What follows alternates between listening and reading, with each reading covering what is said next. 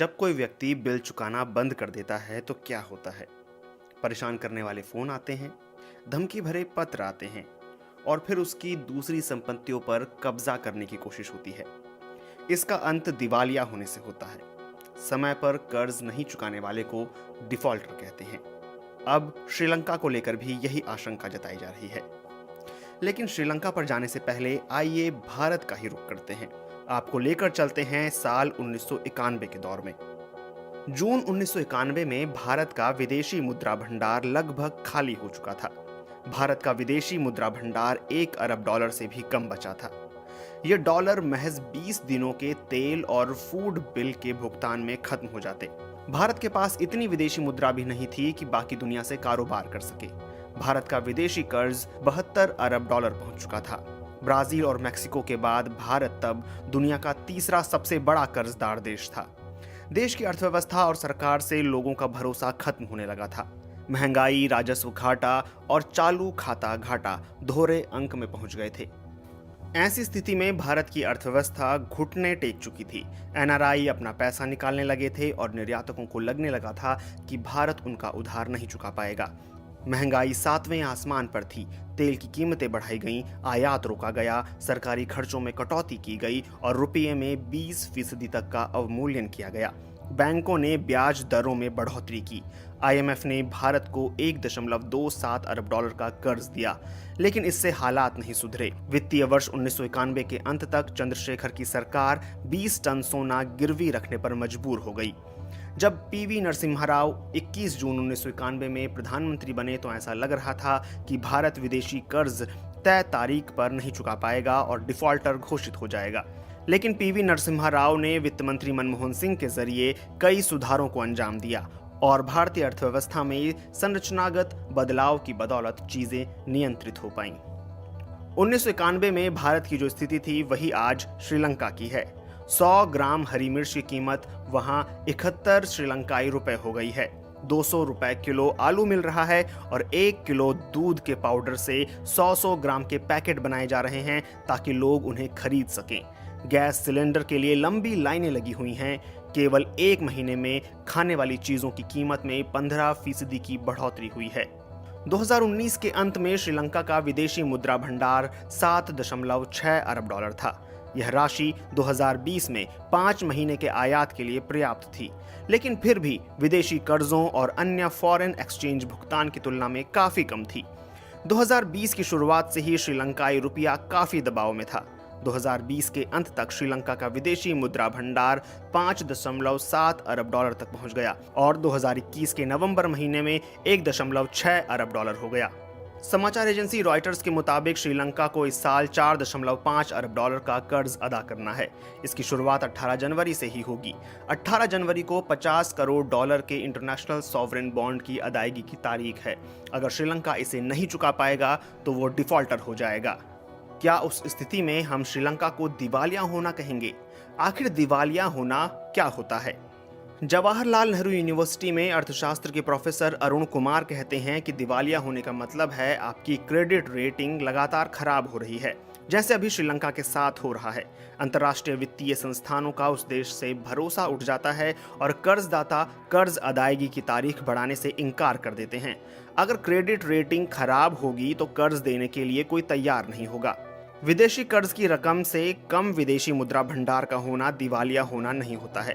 Professor Arun Kumar कहते हैं कि डिफॉल्टर होने का मतलब है आपने तय तारीख पर कर्ज अदायगी नहीं की और वह दिवालिया होने की शुरुआत है। क्या श्रीलंका दिवालिया हो चुका है?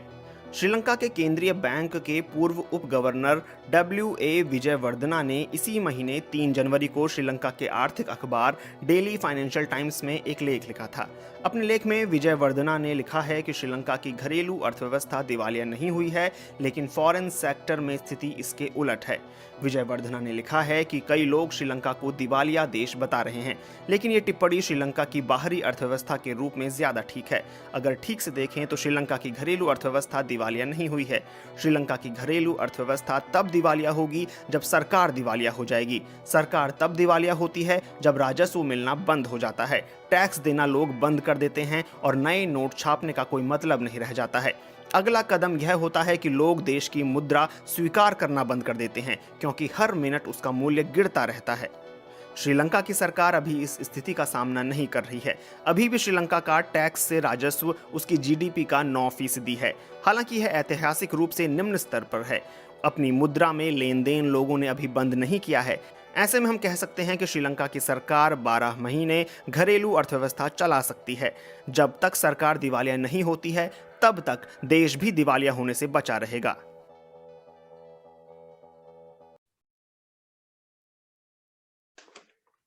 हमारे साथ ख्याति प्राप्त इतिहासकार डॉक्टर धर्मेंद्र कुमार सर हैं, जिन पे हम इकोनॉमिक क्राइसिस जो कि श्रीलंका में काफी एक कंट्रोवर्शियल टॉपिक बना हुआ है, उस पर हम सर से बात करेंगे और कुछ चंद सवाल हैं जिससे जानने की कोशिश करेंगे कि सर का क्या पॉइंट ऑफ व्यू है।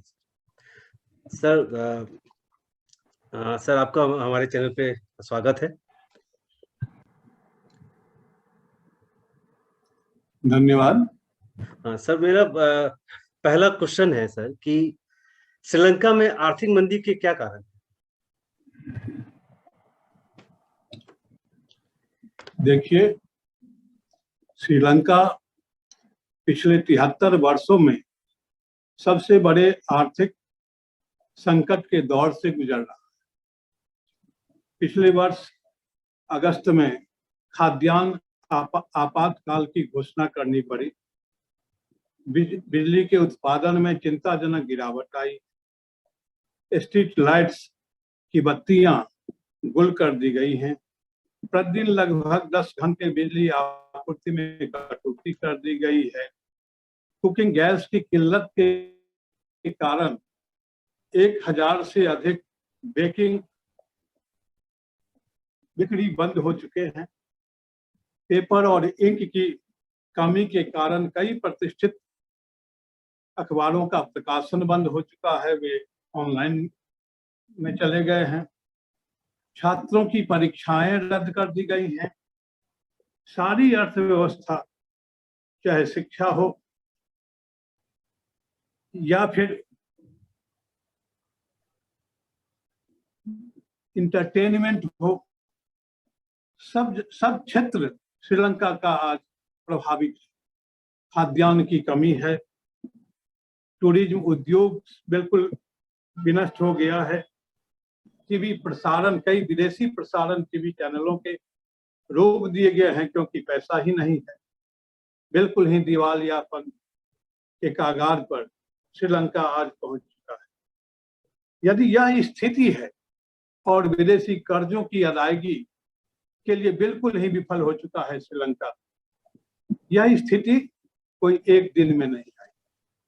ये लंबे समय से चले आ रहे आर्थिक कुप्रबंधन, नीतियों में गड़बड़ियां, लोक लुभावन कार्यक्रमों को अपनाया जाना, ये तमाम ऐसे कारण आते रहे हैं। विशेष रूप से यह माना जाता है कि ईस्टर बॉम्बे जो 21 अप्रैल 2019 को ईस्टर का दिन था, 8 बम विस्फोट किए गए 3 चर्चों पर और 3 बड़े बड़े मार्केट कॉम्प्लेक्सेस पर, जिसके कारण श्रीलंका की अर्थव्यवस्था पर बुरा असर पड़ा। इसके साथ ही आर्थिक संकट से निपटने के लिए 2018 में प्रयास प्रारंभ किए गए, लेकिन यह कारगर नहीं हो सका। 17 से ये सुधारात्मक कार्यक्रम अपनाए गए, लेकिन उसे फिर रोक दिया गया, असफल भी हो गया था। इसका कारण था 2019 का चुनाव। 2019 के चुनाव के बाद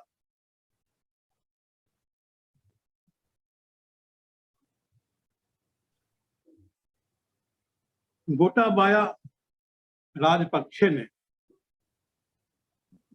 लोकप्रियता हासिल करने के लिए हो या जो, उन्होंने राष्ट्र हित को नहीं देखा, आर्थिक हित को नहीं देखा, राजकोष को नहीं देखा और बड़े पैमाने पर करों में उन्होंने कटौतियां की। बहुत सारे ऐसे कर के मद थे जिन्हें बिल्कुल ही कर मुक्त कर दिया गया। परिणाम क्या हुआ? राजकोष पर इसका प्रतिकूल असर हुआ जी।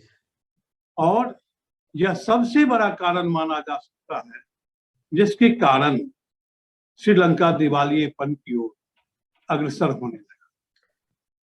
तो इसकी भरपाई करने के लिए बेशुमार मुद्रा प्रिंटिंग की जाने लगी और सीमित तौर पर की जाने लगी। IMF ने चेतावनी भी दी कि इस तरह से और नियंत्रित मुद्रा के प्रिंटिंग से श्रीलंका घोर संकट में फंस जाएगा, लेकिन कोई असर नहीं हुआ। वैट के दर को घटा दिया गया। 8% वैट औसतन लागू किया गया और सेंट्रल बैंक ऑफ श्रीलंका के द्वारा जारी असीमित मुद्रा ने राजकोषीय घाटा को तो पूरा किया नहीं, लेकिन इसके कारण भयंकर पैमाने पर श्रीलंका में मुद्रास्फीति फैली। इसके साथ ही जो दूसरी सबसे भयंकर गलती थी श्रीलंका के, बगैर आवश्यक तैयारी किए हुए ऑर्गेनिक खेती की शुरुआत की गई। एक तरह से जैसे श्रीलंका के राजनेताओं के दिमाग में यह बात बैठ गई कि वैश्विक स्तर पर हम रिकॉर्ड बनाएं, श्रीलंका पहला ऐसा देश हो जो ऑर्गेनिक खेती करता है और इसके लिए सारे केमिकल्स के प्रयोग, फर्टिलाइजर के प्रयोग बिल्कुल ही बंद कर दिया गया। इनऑर्गेनिक फर्टिलाइजर्स और एग्रोकेमिकल बेस्ड फर्टिलाइजर्स के प्रयोग पर लगाई गई यह पूरी पाबंदी के कारण एक बार की श्रीलंका की कृषि प्रणाली बिल्कुल ही चौपट हो गई। खाद्यान्नों का उत्पादन घट गया। 20% की उस चावल के उत्पादन में 20% की कमी आई। चाय, जो विदेशी मुद्रा अर्जित करने का एक प्रमुख जरिया है श्रीलंका का, दुनिया का एक बहुत बड़ा 5 निर्यातकों में से एक देश श्रीलंका है जो चाय का निर्यात करता रहा है, लेकिन चाय के उत्पादन लगभग बिल्कुल ही नगण्य हो गया। लागत मूल्य कृषि पर, चाय की खेती पर 10 गुना बढ़ गया। खाद्यान्न संकट और चाय उत्पादन में चिंताजनक कमी से निजात पाने के लिए सरकार ने नवंबर 2021 में फिर से इन ऑर्गेनिक फर्टिलाइजर्स के उपयोग की अनुमति देने को सरकार को बाध्य। फिर भी आज के दिन में भी यूरिया के प्रयोग पर पाबंदी है। उसके आयात को बिल्कुल ही ये हो सकता है कि उसके पास धन न होने के कारण यूरिया का आयात न करता हो, लेकिन यूरिया का आयात नहीं हो रहा है। औपनिवेशिक ऑर्गेनिक खेती एक ऐसा आत्मघाती कदम था जिसने श्रीलंका को झकझोर दिया और खाद्यान्न के मामले में, चाय उत्पादन के मामले में, वनस्पतियों के उत्पादन के मामले में, सब्जी के उत्पादन के मामले में पुरानी स्थिति को पाने में लगभग 10 वर्ष का समय लग जाएगा, जो पिछड़ गया। इसके कारण कृषि संकट के कारण चावल के आयात पर खर्च और चाय के निर्यात में भयंकर कमी के चलते श्रीलंका में विदेशी मुद्रा भंडार पर प्रतिकूल असर पड़ा। कोरोना महामारी के कारण विदेशी पर्यटकों का आगमन बिल्कुल ही बंद हो गया, नगण्य हो गया। इस संकट को यूक्रेन रूस युद्ध ने और बढ़ा दिया है, जहां से काफी लोग सैलानी आते थे श्रीलंका। विदेशी मुद्रा का संकुचन चिंताजनक ढंग से हो रहा है, जबकि 2022 में श्रीलंका को 4 बिलियन यूएस डॉलर की किस्त का भुगतान करना है और उसके पास है कितना? 1.9 बिलियन यूएस डॉलर। सितंबर 2021 में आपातकाल की घोषणा के बावजूद स्थिति बद से बदतर होती चली गई है। तो श्रीलंका के आर्थिक संकट का कारण कोई अन्य नहीं है, कोई दूसरा देश नहीं, स्वयं वो है जिसने ऐसी स्थिति पैदा की, ऐसे लोकप्रिय या फिर कह सकते हैं अविवेकपूर्ण नीतियां अपनाई, जिसके कारण पूरी अर्थव्यवस्था उसकी आज चरमरा चुकी है। विदेशी ऋण की अदायगी के लिए उसे समस्याओं से जूझना पड़ रहा है।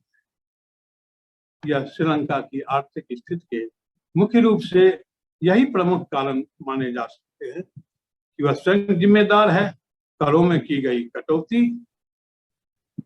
असीमित मुद्रा का प्रिंटिंग किया जाना, मुद्रास्फीति उसके कारण हो जाना, उत्पादन में कमी हो जाना, गैस की किल्लत, बिजली के उत्पादन में कटौती, ये तमाम चीजें इस आर्थिक संकट के परिणाम भी हैं और कारण। तो सर, क्या ऐसे में क्या श्रीलंका के आर्थिक मंदी को हम भारत के 1991 के दौर के आर्थिक मंदी से तुलना कर सकते हैं? हम 1991 के भारत के आर्थिक संकट से इसकी तुलना नहीं कर सकते। उसकी प्रकृति कुछ अलग थी और भारत की 1991 में इतनी बदतर स्थिति आर्थिक तौर पर नहीं थी जैसे कि आज श्रीलंका की। जी, इसकी तुलना ही यदि हम करना चाहते हैं तो गृह युद्ध के बाद जो सीरिया की स्थिति हुई उससे प्रायः तुलना की जाती है। सीरिया जिस तरह गृह युद्ध से निकलने के बाद आर्थिक संकट के दलदल में फंस गया, श्रीलंका भी आज उसी तरह आर्थिक संकट के दलदल में फंसा हुआ है। क्या सर श्रीलंका इस आर्थिक मंदी से निकल पाएगा?